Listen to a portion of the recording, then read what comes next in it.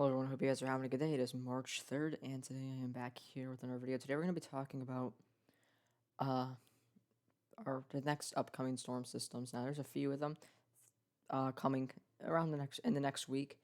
They're not going to be particularly strong, but it does look like the pattern will get more interesting as we go in the mid next week.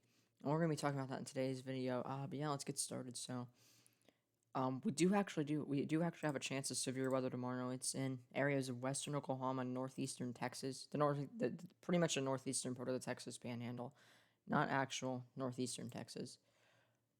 Yeah, we have that severe weather there. Now it's not going to be a severe weather outbreak or anything. It's just a marginal risk, and yeah, it's not really a perfect scenario for a severe weather outbreak either. And yeah, let's go look at that actually. So go over to College Due page, and this is what's going to be bringing severe weather tomorrow. This low right here, you can see a decent little setup coming into areas of Oklahoma and Texas. Not beautiful at all, but yeah, you can see that. Not particularly strong, but it does look okay with this little closed off upper level low, way outside, way to the south of the jet stream though.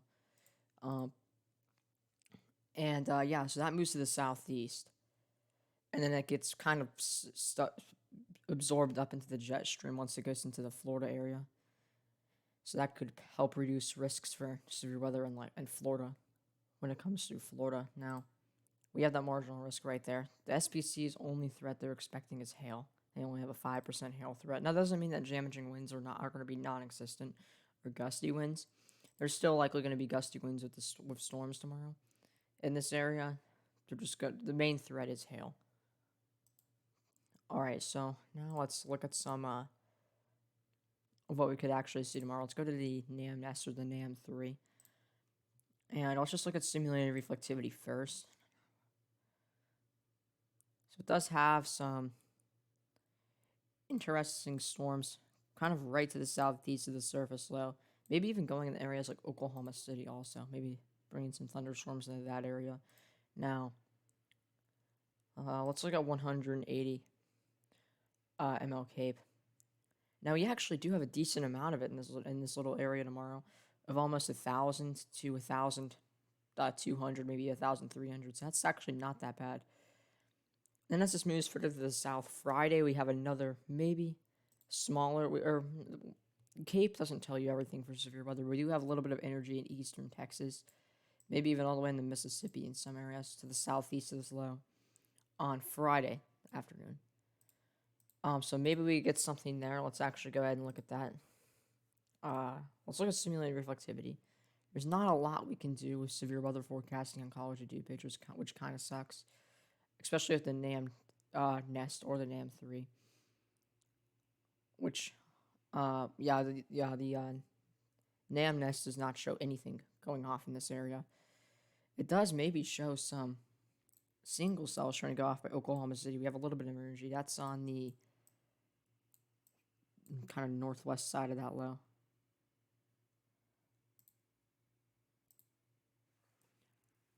So yeah.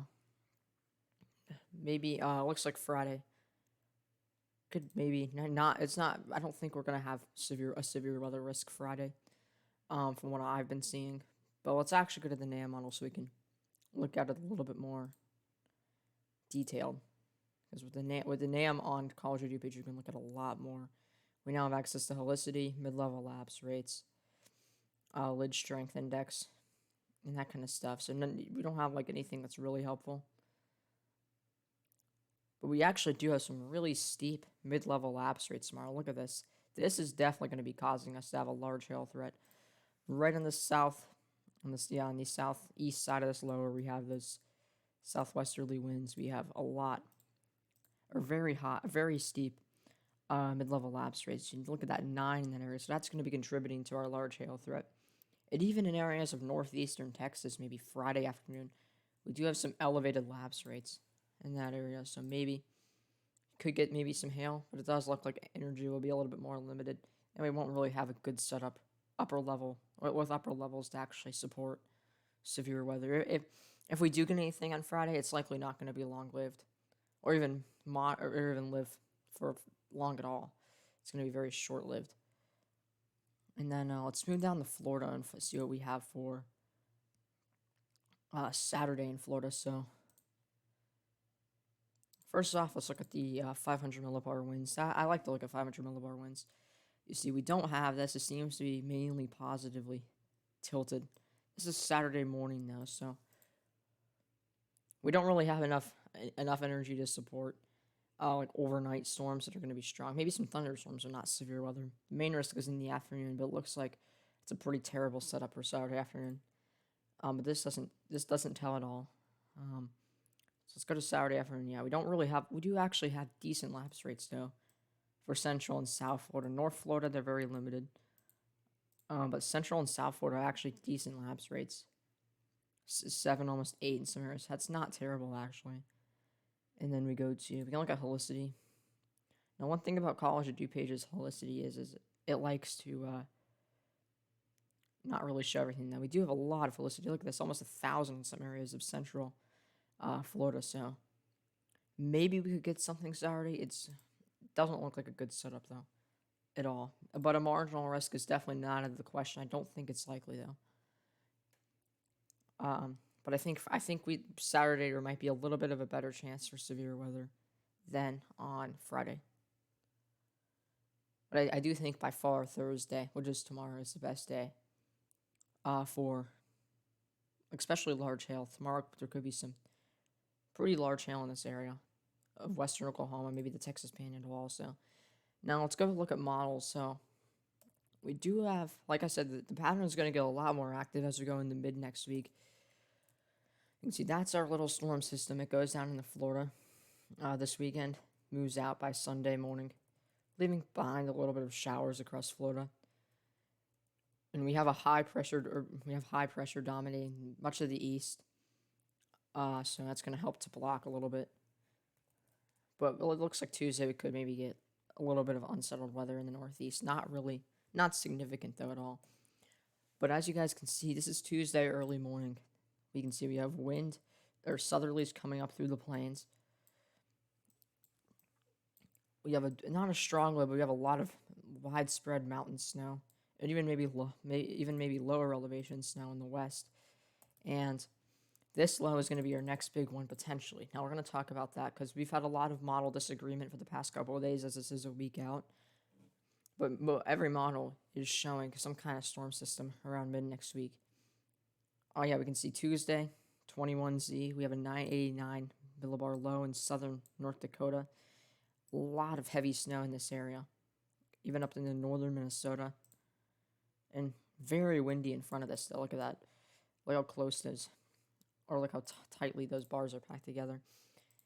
And it kind of actually, it doesn't really strengthen once it gets to 989. It does maybe get down to 987 before it starts to weaken and broaden out.